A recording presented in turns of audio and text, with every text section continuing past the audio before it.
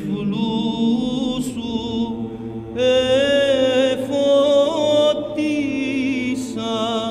τους λεπρούς σου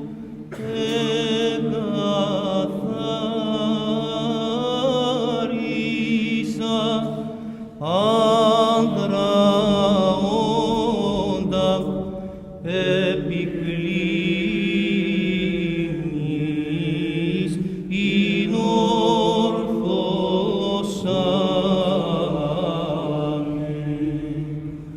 Λαός μου τι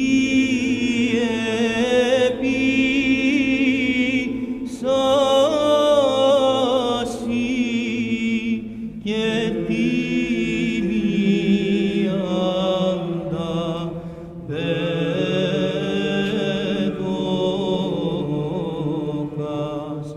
αντί του μάνα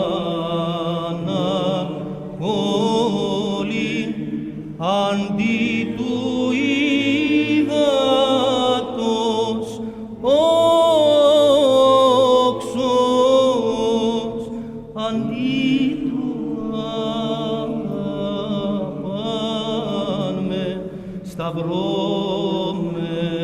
προσιλώσατε,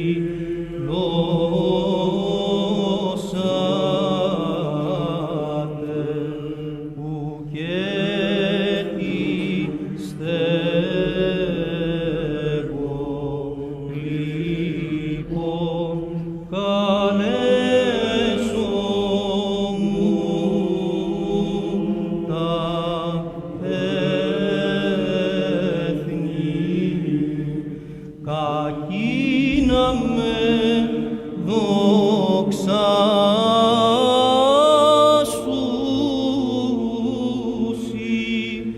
συν το Πατρί και το Πνεύματι,